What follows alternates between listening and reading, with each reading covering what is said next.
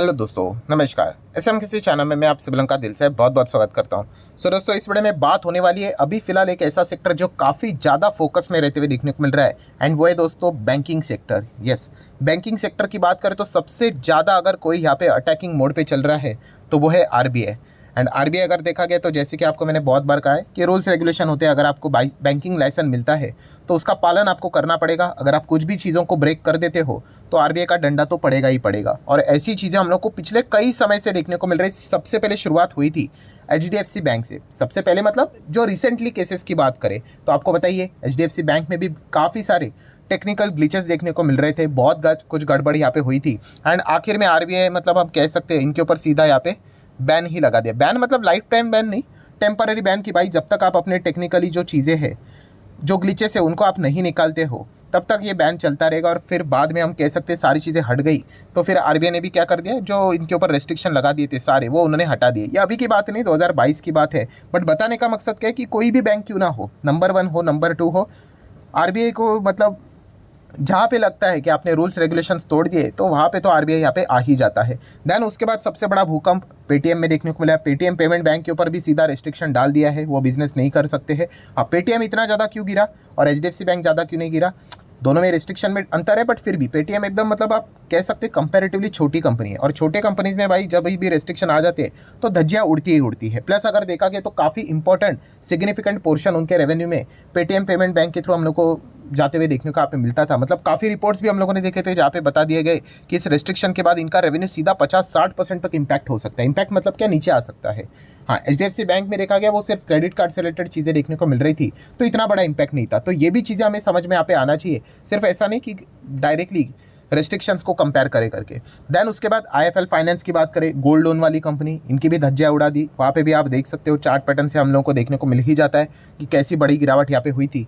सो मतलब बताने का मकसद क्या है दोस्तों कि आरबीआई ज़बरदस्त फॉर्म में हम लोग को देखने को मिला। और लेटेस्ट रिसेंटली न्यूज़ कौन सी देखने को मिली थी, कोटक महिंद्रा बैंक की। तो कोटक महिंद्रा बैंक में भी हम लोगों को देखने को मिला, अगर आप यहाँ पे चेक करोगे कि ऐसा ज़बरदस्त गिरावट हम लोग को देखने को मिल गया।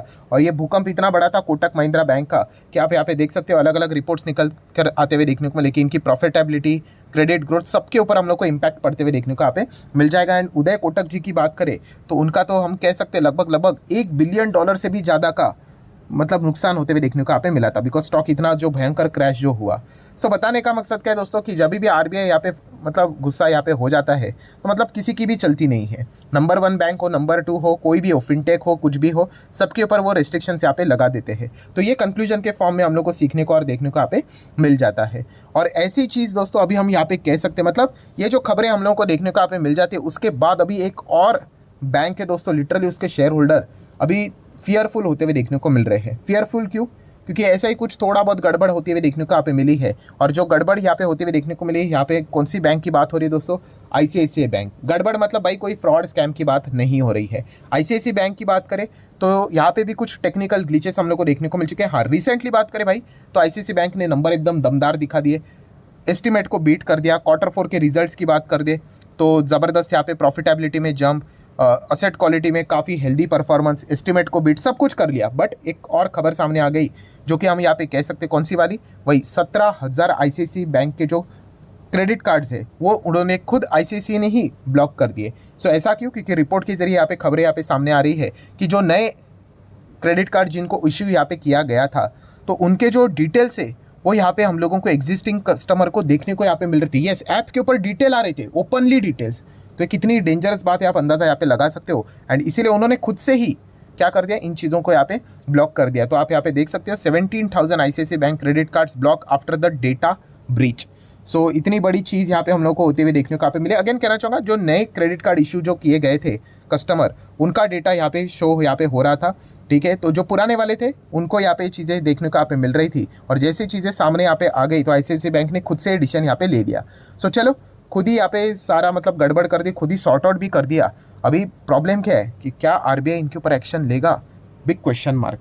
क्योंकि यूजुअली इस प्रकार की कभी भी धांधलीबाजी होती है, ठीक है, तो आरबीआई एक्शन में आ जाता है। और आईसीआईसीआई बैंक ने पहले स्टेटमेंट जारी करके रखा हुआ है कि हाँ भाई ऐसा टेक्निकल ग्लिच हुआ था। उन्होंने ये भी कहा कि अगर किसी का कुछ पैसा वैसा अगर कुछ ऐसा हुआ तो हम लोग इसको सॉर्ट आउट भी कर लेंगे, ऐसी कोई दिक्कत की बात नहीं है। बट हाँ, आरबीआई अगर यहाँ पे भड़क गया एंड अगर आरबीआई ने यहाँ पे वापस अगर रेस्ट्रिक्शन विस्ट्रिक्शन कुछ डाल दिया तो हम लोग ऑलरेडी देख चुके हैं कि बड़े बड़े बैंक की धज्जियाँ उड़ी थी। तो आईसीआईसी बैंक भी इस चीज़ के चलते हम लोगों को थोड़ा फियरफुल होते हुए देखने को यहाँ पे मिल चुका है। अभी ये होगा नहीं होगा, जवाब तो ज़रूर मांगा जाएगा आरबीआई की ओर से। अगर सेटिस्फैक्ट्री वाला मतलब अगर जवाब अगर वो दे देते हैं तो बच गए, क्योंकि कोटक महिंद्रा बैंक की केस की अगर हम बात करें, अभी की बात नहीं पुरानी बात थी, बट जो बार बार वो रिप्लाई दे रहे थे वो सेटिस्फाई वाला रिप्लाई नहीं था। सिमिलर वे पेटीएम को भी काफ़ी टाइम दिया गया था, सिमिलर वे एचडीएफसी बैंक को भी काफ़ी टाइम दिया गया था, बट जो रिप्लाई आ रहा था वो सेटिस्फाई करने वाला रिप्लाई नहीं था। और फिर आरबीआई ने तो भाई अपना ब्रह्मास्त्र लगा ही दिया कि भाई एक काम करो, आप थोड़ा सा किनारे हो जाओ, आप नहीं करो, हम आपका पूरा ऑडिट करेंगे, चेक करेंगे, टेक्निकल चीज़ों को देखेंगे और फिर हरी झंडी देंगे। सो आईसीआईसी बैंक को भी अभी डेफिनेटली नोटिस तो जाने वाली है भाई, जवाब तो मांगा ही जाएगा। सो अभी देखने वाली बात है क्या आरबीआई इसके साथ यहाँ पे खुश होता है या नहीं, या फिर आईसीआईसी बैंक के ऊपर भी कोई रेस्ट्रिक्शन आएगा। तो ये एक लटकती हुई तलवार जरूर आईसीआईसी बैंक के ऊपर देखने को मिल रही है। देन एक और कहानी है, कौन सी, आईसीआईसी सिक्योरिटीज़। तो आप सभी लोगों को पता है आईसीआईसी सिक्योरिटीज़ मतलब वही शेयर मार्केट से रिलेटेड, ब्रोकिंग से रिलेटेड अगर हम बात करें तो स्टॉक तो एक ही रेंज में हम लोग को देखने को मिल चुका है कई सालों तक। तो आईसीआईसी सिक्योरिटीज़ भी आपको पता है कि इसको शेयर मार्केट से हटाने की बात हो रही थी। हटाने कैसा मतलब डीलिस्ट करने का। तो डीलिस्ट मतलब ऐसा नहीं होता कि शेयर डिलीट करेंगे, तो भाई जो एग्जिस्टिंग शेयर होल्डर है जितने, उनको पैसे दिए जाएंगे या फिर कुछ तो कन्वर्जन वाला रेशो यहाँ पे दिया जाएगा। तो यही चीज़ें हम लोग को देखने को मिली थी कि इनको आईसीआईसी सिक्योरिटीज़ के शेयर होल्डर को क्या किया जाएगा, आईसीआईसी बैंक के शेयर्स मिलेंगे।